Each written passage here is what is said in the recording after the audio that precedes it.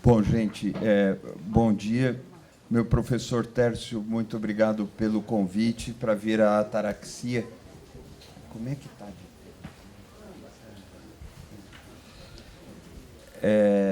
Eu perdi os três primeiros minutos da fala do Toffoli e fiquei desesperado, mas depois eu fui me recompondo com muito gosto e muito prazer pelo que pude ouvir aqui. Quero agradecer também as menções ao meu trabalho que me emocionam e me dignificam.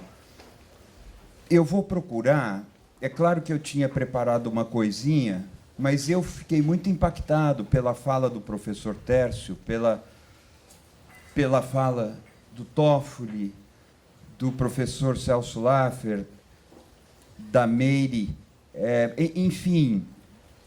E eu fui procurando destacar, e é o que eu vou tentar fazer de forma pouco elaborada, mas espero que com alguma utilidade, o que, na sequência de pensamentos, pode ajudar a nossa elaboração comum, ao nosso pensamento compartilhado.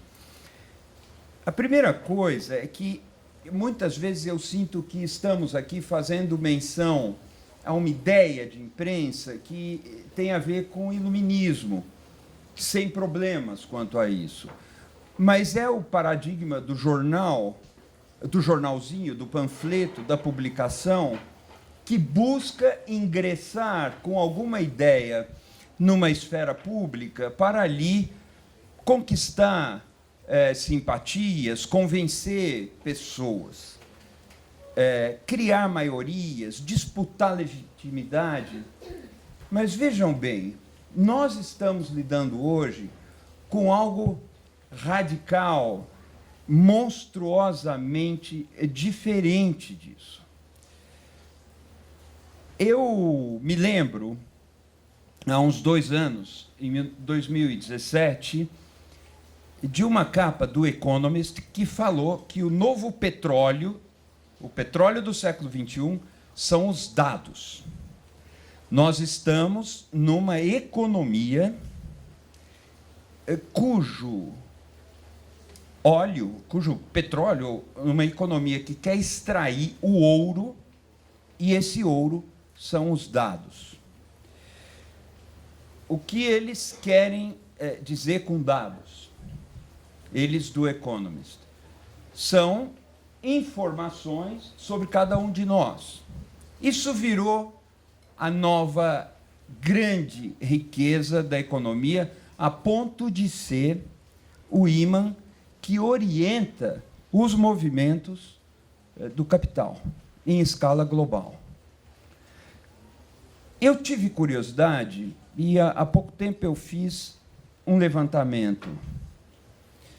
Em 1998, as 5 empresas mais caras, mais valiosas do mundo eram a GE, a Microsoft, a Shell, a Glaxo e a Coca-Cola. Aqui, uma é dita de tecnologia. GE, Glaxo, Shell, Coca-Cola eram empresas mais convencionais. Em 2018, portanto, 20 anos depois, as empresas mais caras do mundo são todas diretamente ligadas à operação do imaginário industrial. As 2 primeiras são Apple e Amazon.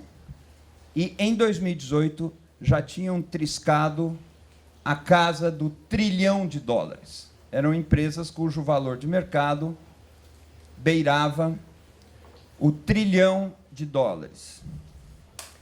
As outras são a Alphabet, que é a holding que detém o Google, a Microsoft, que já estava em 98, e o Facebook. Estamos discutindo aqui imprensa, mas estamos discutindo também mídia, plataformas sociais, plataformas industriais. Bem-vindos, senhoras e senhores, para o centro do capitalismo. Esse é o centro do capitalismo. Eu sei que o nosso professor disse aqui com muita propriedade que o quarto poder não tem centro, ou perdeu o seu centro. Mas esse é uma aflição da modernidade. Tudo perdeu o centro. A soberania nacional perdeu o centro geográfico ou o centro geométrico no país. O ego, ou o eu, numa tradução mais feliz, perdeu o centro, pelo menos desde o começo do século XX. A Terra perdeu o centro, o Sol perdeu o centro, e depois dele a Via Láctea perdeu o centro. Nós não temos centro. No entanto, bem-vindos, senhores, ao centro do capitalismo. Por quê?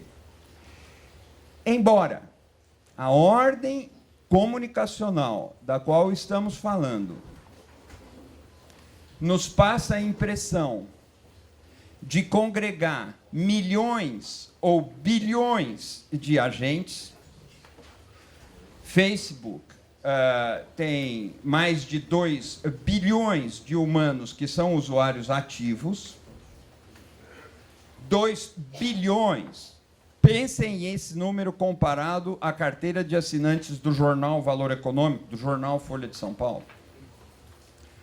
Pensem esse número comparado à carteira de assinantes do New York Times, que outro dia comemorou que chegou a 3 milhões. Facebook tem 2 bilhões, mais de 2 bilhões, mais, de usuários ativos.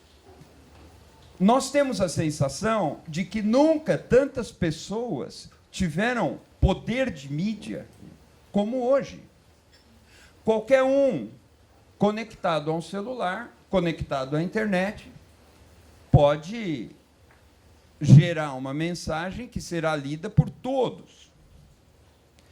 Eu digo que esse é o panorama no plano horizontal do mundo da comunicação.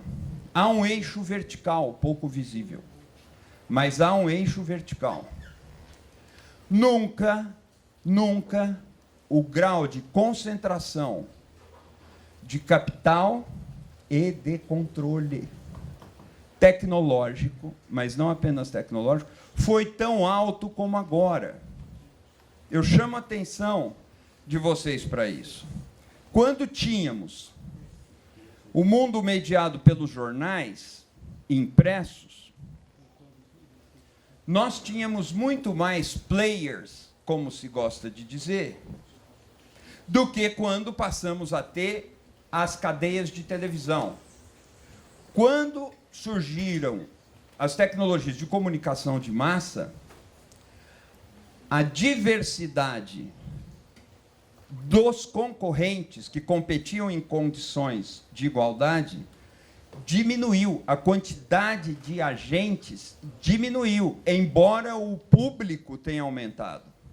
E quando passamos para a internet e para as redes sociais, deu-se algo espantoso, porque aparentemente o plano horizontal é de uma diversidade espantosa, porque nós podemos, em poucos minutos, checar, contestar, denunciar o erro de um grande jornal.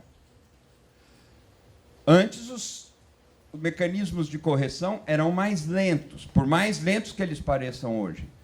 Não obstante, a diferença entre os que exercem controle tecnológico e os que detêm capital, e os que não exercem controle tecnológico e não detêm capital, aumentou muito. Essas empresas de trilhão, elas operam numa escala global que sobrevoa o alcance de qualquer legislação nacional. Apenas em acordos multilaterais ou em blocos de Estado será possível regular as atividades que aí estão. E vejam bem, nessa escala, e aqui eu estou tentando fazer quase que um comentário em relação ao que já foi dito, abrindo mão, portanto, do que eu mesmo tenho planejado aqui, mas com o espírito de contribuir. Vejam bem, nesse cenário, a imprensa, nessa cadeia de valor, segundo levantamentos atualizados, não detém mais do que 6% da cadeia de valor. E aqui uma outra contribuição. O que é que eu estou chamando de imprensa? Eu chamo de imprensa o relato factual tornado público, apurado e veiculado por redações profissionais independentes. Esse relato factual tornado público por redações profissionais, também veiculado independentes, inclui o debate das ideias baseadas em fatos problematizados. É fato, não é fato? Vamos discutir o fato. Esse é o negócio do que eu estou chamando precariamente de imprensa. Os outros 95% disso aí não tem nada a ver com imprensa. É uma indústria de extração de olhar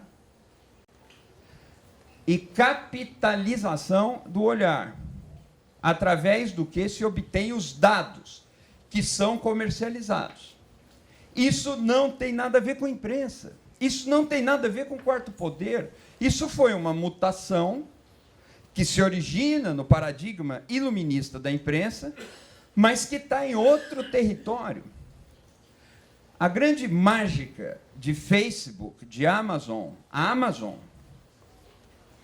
de Google, foi, atenção, transformar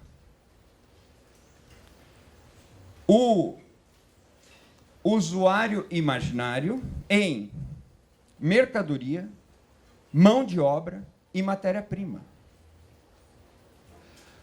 Esses grandes conglomerados que atravessam as fronteiras, sobrevoam as fronteiras nacionais, esses grandes conglomerados que ninguém consegue enfrentar, a União Europeia está tentando, muito timidamente, fazer com que eles paguem alguma coisa para redações profissionais. Esses grandes conglomerados não estão no negócio da informação.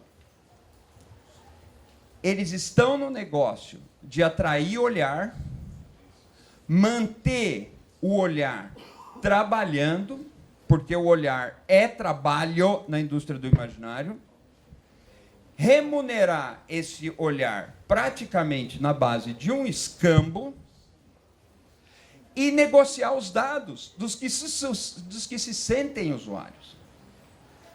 Ora, portanto, quando vamos falar sobre imprensa, nós teríamos que fazer um recorte aí. A imprensa está indo de roldão muito mais do que o poder. A função de verificar os fatos, apurá-los, debatê-los, veiculá-los, contestar o poder, errar na contestação do poder, acertar na contestação do poder. A função de fiscalizar, cobrar, está indo de roldão muito mais do que as chamadas instituições estabelecidas, elas consideradas como funções de Estado. Mas muito mais. Então, nesse contexto, o que significa para nós a imprensa e onde está o lugar da democracia? Eu vou fazer uma volta no parafuso. A pergunta não é se o quarto poder está acabando. Com o imenso respeito que eu tenho pelo professor Tércio, e a quem eu cumprimento quase que na fila do gargarejo, pela iniciativa desse tema. Mas a pergunta séria, além dessa, a pergunta trágica, além dessa, mas que é posta a partir dessa, A democracia resistirá? O que está acontecendo? Na China, já existe uma internet própria, controlada pelo Estado. Nós sabemos que a China dissolveu a tensão que havia entre Estado e mercado, ou entre o mundo da economia e o mundo próprio dos assuntos do governo. Essa tensão entre esses dois subsistemas sempre oxigenou a democracia. Num Estado como o chinês, a orientação do capital e a orientação política se confundem sem que haja tensão e sem que haja democracia. A China está em vias de provar que a democracia é desnecessária para o desenvolvimento econômico. A China está às vésperas de provar que nós não precisamos disso. Que se em 1900 apenas 3% eram eleitores, ou se as mulheres só começaram a votar na França depois da Segunda Guerra, ou se as mulheres só começaram a votar na Suíça nos anos 70, e o cantão que mais resistiu foi abrir o voto para as mulheres nos anos 90 do século XX, isso é uma coisa efêmera. Isso é, assim, democracia não era para existir. Então, essa é a questão. O quarto poder, como nós o conhecemos, está... eu gostaria muito de discutir mais sobre a visão de instituição e gostaria muito de discutir mais sobre o que é quarto poder, mas eu acho que nós estamos bem até aqui. O problema é, se o quarto poder se esfacela, e está se esfacelando, muito mais grave é a ameaça que pesa sobre a democracia.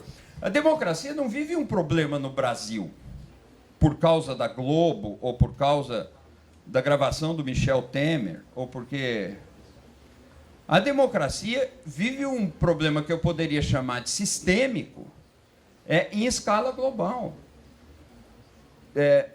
A União Europeia se dá conta disso. O problema é o que fazer e como fazer. Aí, eu tinha pensado algumas perguntas.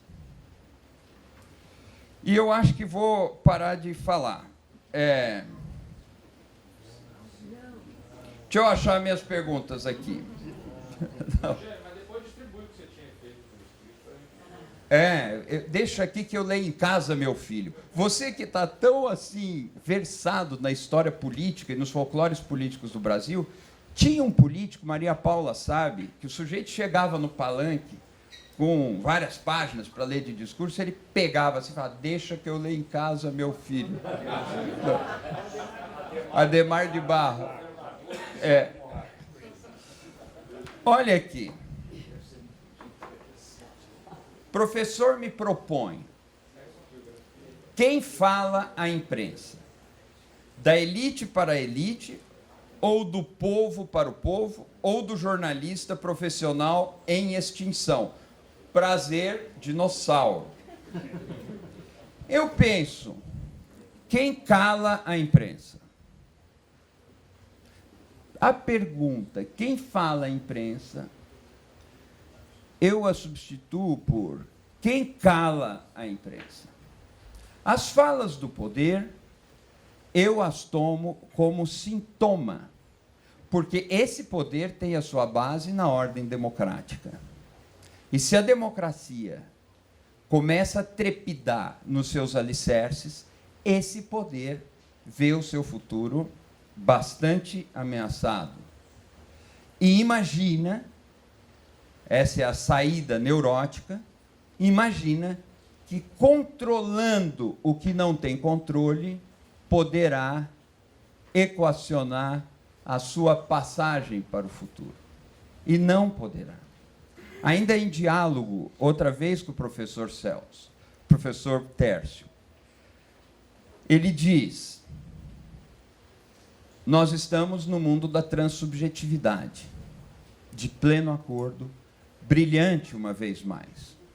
No entanto, a transubjetividade é o habitat da linguagem.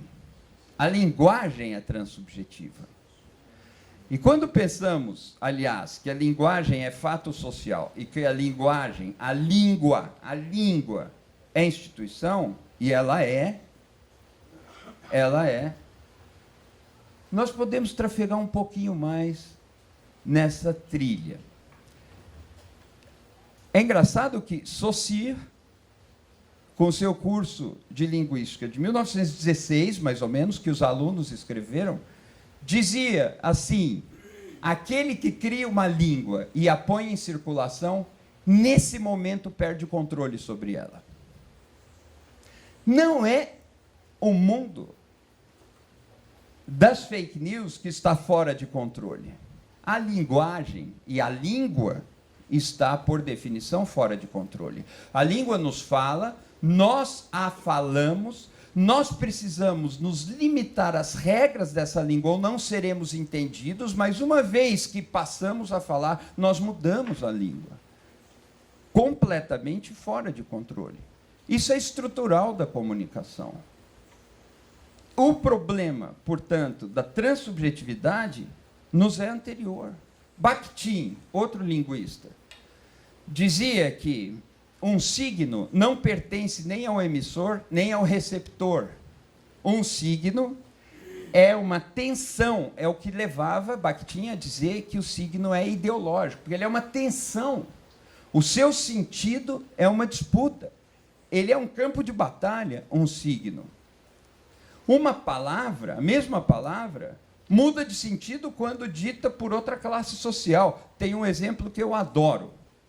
Se um jornalista sai da redação e diz: fechei o jornal, isso é uma boa notícia. Se o patrão sai da redação e diz: fechei o jornal, é outra notícia. O verbo fechar é o mesmo, mas o sentido é antagônico. As palavras não pertencem a quem as enuncia e não pertencem a quem as recebe. O que as redes sociais fizeram? O que essa ordem da extração do olhar, da economia dos dados, aprontou? Levou isso a uma escala que nós não imaginávamos. O que nós conhecíamos como um detalhe insignificante se tornou a regra. Eu vou dar um outro exemplo e liquido. Olha só. Quando os jornais apareceram, aqueles textinhos, como que o Machado de Assis escrevia nos jornais, era um adereço. Os jornais não se ocupavam daquilo. As obras de ficção dentro do jornal eram um passatempo. Assim como o horóscopo. Eu vou chorar muito quando o horóscopo desaparecer dos nossos jornais. Todos os nossos jornais que dizem respeitar os fatos, publicam o horóscopo, e isso é maravilhoso. É maravilhoso. É muito bom, mas me persegue, eu já demonstrei isso. Já demonstrei.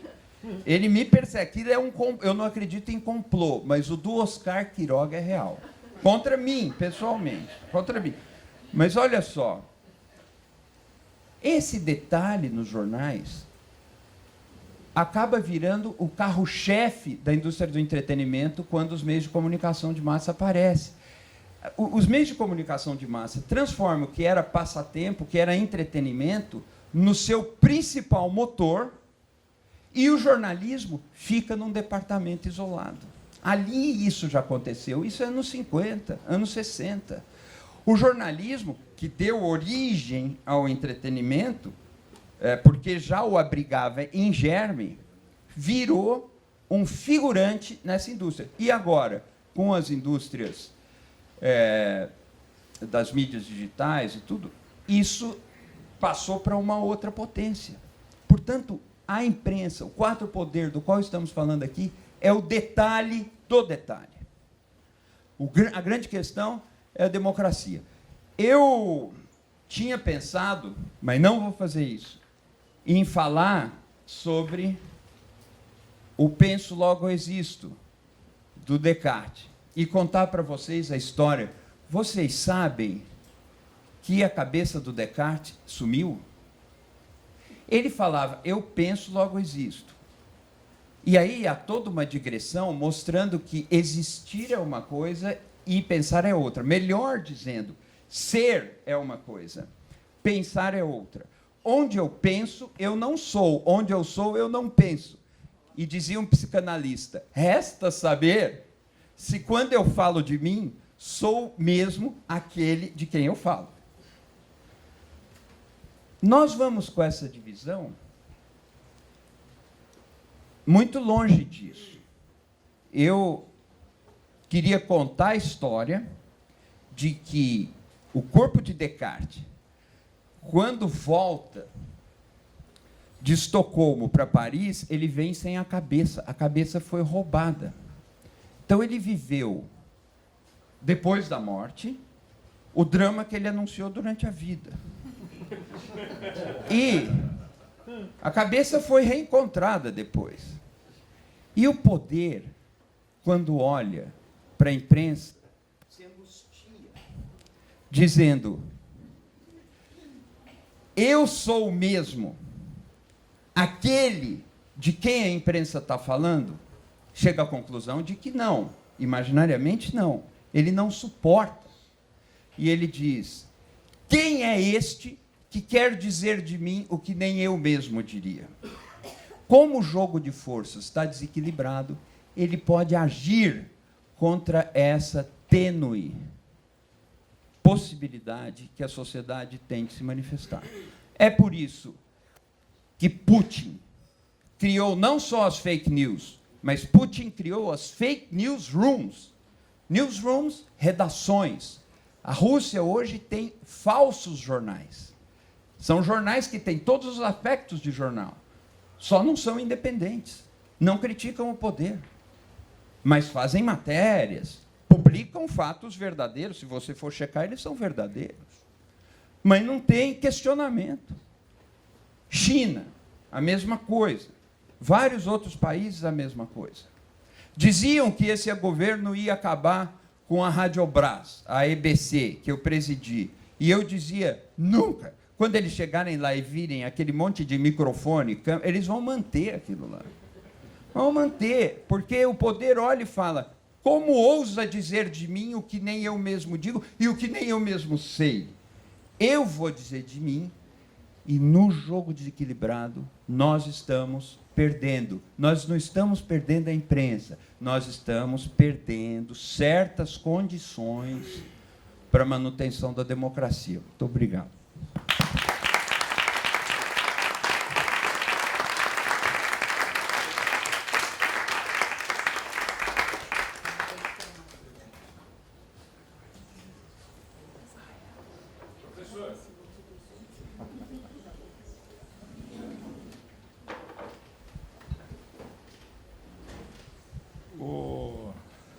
Eugênio, fantástico, muito bom.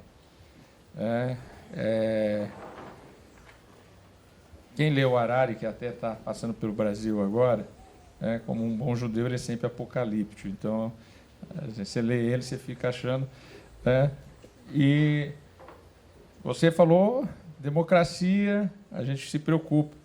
Me lembro, tive com o presidente Fernando Henrique, encontrei com ele na Argentina em agosto, e perguntei para ele, presidente, com a sua experiência, etc., eu estou ali, vou completar 1 ano na presidência do Supremo daqui a pouco, o que o senhor está achando? Você está indo muito bem, só nos resta defender a democracia. Se a democracia sobreviver, eu estarei feliz. Palavras de Fernando Henrique Cardoso. Nós temos que ter uma postura de resistência e, se essa resistência prevalecer, se dê por satisfeito, você cumpriu o seu papel. Mas, ao falar da China e depois o Putin, eu queria procurar dar um link com tudo que está acontecendo no mundo. E o Penteado acabou de falar, vem aqui, conta o que você... Ele perguntou para mim quando você falava, você foi na China? Eu falei, não, nunca fui. Conta o que aconteceu lá. Eu, em maio, fui à China levado pelo governo chinês, que não faz nada de graça, mas a Santa Casa de Macau está completando 450 anos.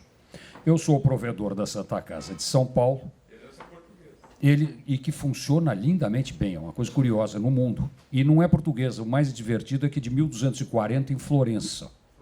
E existe até hoje, todo o sistema de ambulância italiano é feito pelas Santas Casas e funciona. Mas o curioso da China é outra coisa. Você chega em Macau, você descobre que Macau é China, mas não é China, Hong Kong é China, mas não é China, Macau e Hong Kong são China, mas Macau não é Hong Kong não é Macau e nenhum é China, e aí você entra na China.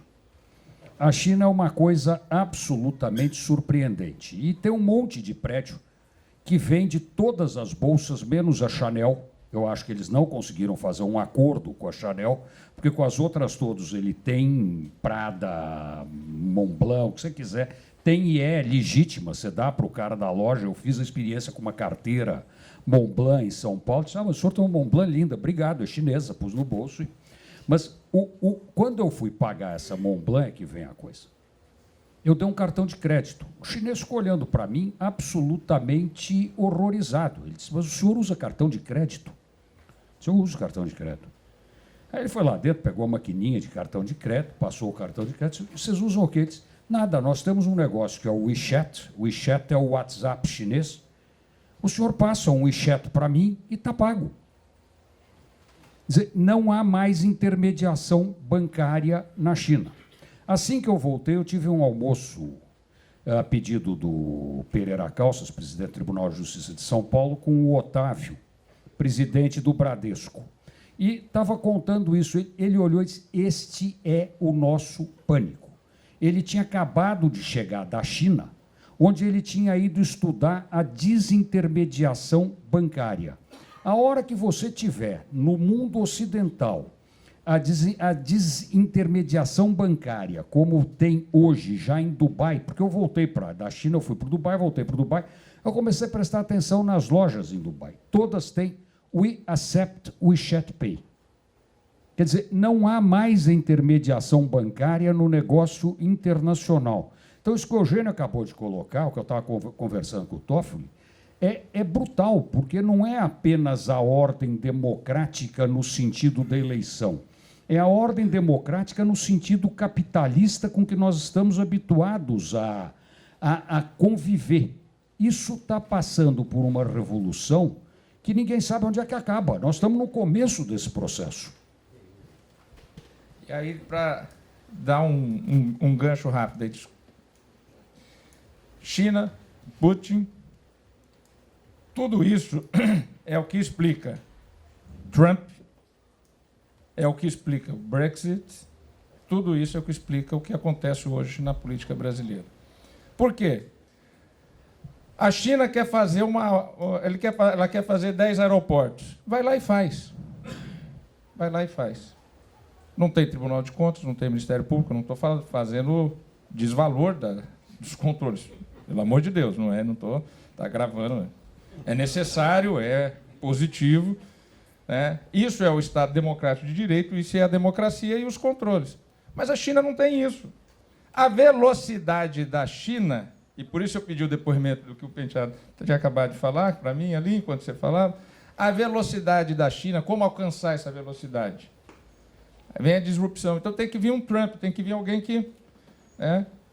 Por outro lado, o que você tem? O Império Russo, que é a maior fronteira com a maior diversidade no mundo, para se manter unido e não invadir, ele tem que dominar de outra maneira.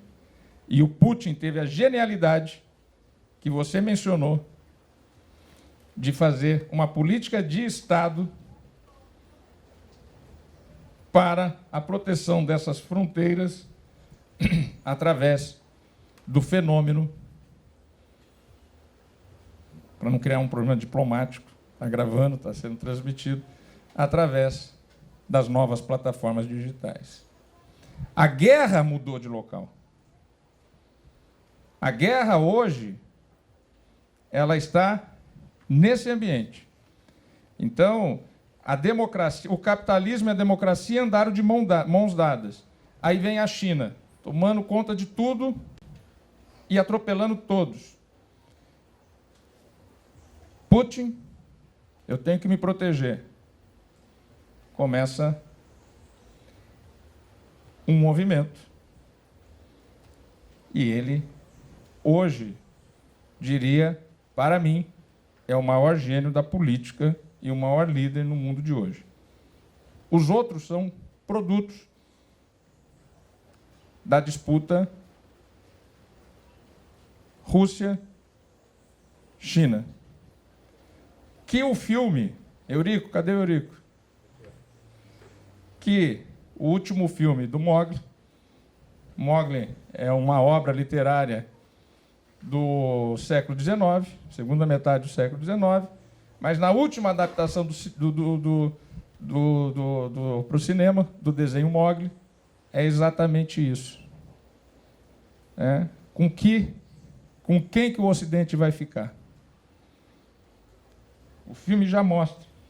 Vai ficar com qual lado? Nós vamos conseguir ser. Porque o Mowgli é a democracia, o Mowgli é o Ocidente, o Mowgli é a inocência da criança.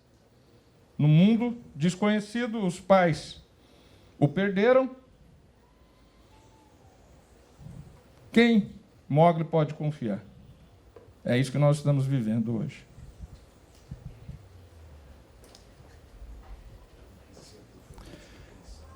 Eu estou impressionado com o que o Antônio Penteado Mendonça falou e o Toffoli.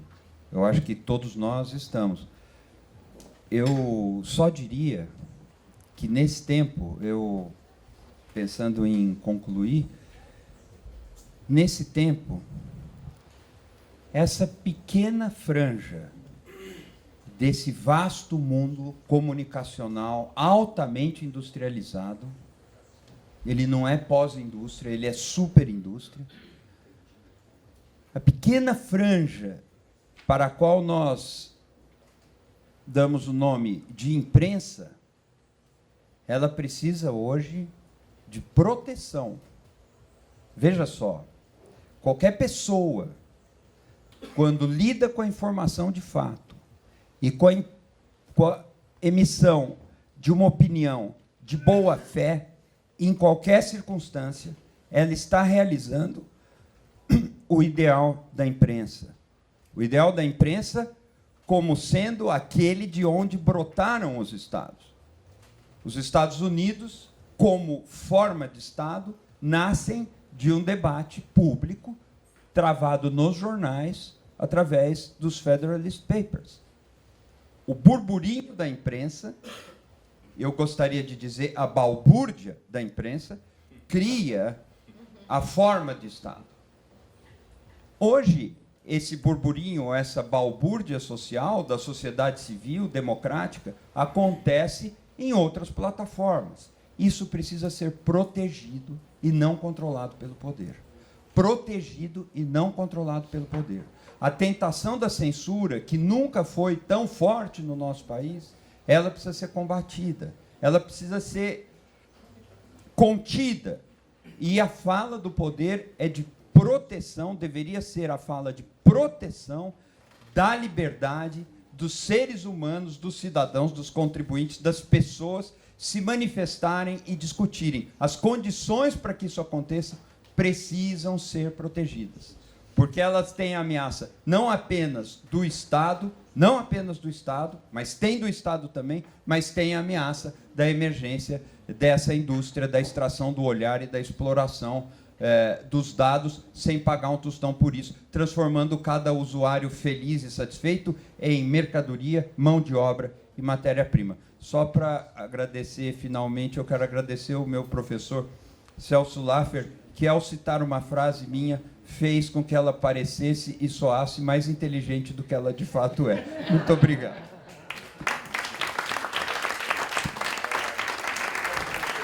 Pode, claro, continuamos. Eu estava louco para te ouvir, Eugênio. E você levantou um problema sério, porque todo mundo aqui só fala em democracia. Então, nós estamos entrando na subserviência aos algoritmos das grandes empresas. Ou seja, começa a ser delineado um comportamento direcionado para consumo, enriquecimento dessas empresas, que passam a ser hoje muito mais importantes que qualquer divisão geográfica, países, etc. A imprensa, ou os pensantes da imprensa, tem como, de alguma forma, interferir nisso? Porque não é uma coisa que você denuncia, até porque você não sabe, você só sabe depois que aconteceu. Então, qual que é a angústia? Que todos vão estar sendo levados para caminhos que não são, talvez, os melhores para a humanidade. São muito bons para aquelas 4, 5, 6, 8, 10 empresas, mas não para a humanidade, às custas de algoritmos que têm um objetivo maior, que é fazer com que o consumo, vamos dizer assim, aumenta. E a democracia, porque a chance do indivíduo decidir acaba ficando martirizada. Gostaria de ouvir sua opinião. Bom, é uma opinião difícil que você pede. Eu não tenho essa avaliação. Eu posso contar algumas coisas. E muito obrigado pela pergunta. Na USP, no Instituto de Estudos Avançados, nós estamos criando agora... Nós não. Eu fui convidado para trabalhar nisso, mas várias pessoas lideraram esse processo de estudar inteligências artificiais na nossa democracia e na nossa sociedade. O mundo é o seguinte: a inteligência artificial escreve reportagens, e já escreve reportagens com estilo. É uma raridade, a gente brinca, encontrar um jornalista com texto próprio. É muito difícil. É difícil encontrar alguém que, além de falar inglês, francês, saiba falar o português. Pois a inteligência artificial consegue já apurar dados rapidamente e redigir, e consegue fazer de tudo, né? Nós estamos submetidos a uma ordem em que o algoritmo cumpre essas funções. Então, como responder a isso? Quer ver uma coisa? Nós poderíamos substituir funções de Estado por algoritmos. E eu não tenho dúvida de que essa é a utopia de alguns. Você põe um algoritmo lá e ele cumpre o papel, inclusive com os erros, de uma instituição como o parlamento, por exemplo. O que entra, o que é processado, o que sai, dá para reproduzir. Dá para reproduzir muita coisa. Dá para criar espécies novas a partir dos corpos humanos. O Harari fala algumas coisas disso aí, e é perigoso essa matéria, porque o risco do chute é muito grande, mas essas possibilidades começam já a ser contempladas. Pois bem, concluo lembrando uma coisa que eu tenho falado, que não é uma resposta para você, mas vibra na mesma frequência. Às vezes que eu posso discutir com redações jornalísticas, com dirigentes de redações jornalísticas ou com equipes de jornalistas, eu digo para eles: a maior crise da imprensa hoje não é uma crise tecnológica e não é uma crise econômica. É uma crise de pensamento. As redações aparecem como núcleos pensantes que tinham uma visão de mundo e entram no mundo com aquela visão. Essa função, a função pensante das redações, foi sacrificada por uma série de fatores que não nos cabe explorar agora. Mas só o pensamento coletivo dentro dessas equipes pode encarar e imaginar saídas para esse desafio que você pensou. Porque se um algoritmo pode substituir o Congresso Nacional, um algoritmo pode muito bem substituir os jornais diários e tudo mais. Hã? A decisão judicial, um algoritmo pode substituir decisão. Enfim, não é o nosso tema, mas o tema sendo o quarto poder das redações, eu termino lembrando isso. A crise das redações não é uma crise tecnológica. Não é porque passamos da máquina de escrever para o celular. A crise das redações não é uma crise de modelo de negócio, embora a crise do modelo de negócio esteja presente, seja séria, traga gargalos que não estavam postos antes. A maior crise das redações é a crise de pensamento. As equipes viraram fechadoras de pautas, mas deixaram de elaborar, deixaram de criar, de exercitar hipóteses, enfim, de pensar. Ontem foi falado pelo Tércio do caso do EIFIS, que é o caso que foi denunciado por um grande intelectual, Émile Zola, que, por sinal, ficou como paradigma do intelectual. O que deixa o gabinete, sai para a cena pública para defender uma posição com fundamento. Eu digo que aquilo é a primeira onda da imprensa. A segunda é a reportagem, a terceira é a colaboração multinacional ou multilateral, como aconteceu no Panama Papers. Mas, enfim, aquilo era um intelectual. As redações eram lugares de intelectuais. Nós estamos perdendo essa dimensão e essa é a maior crise da imprensa.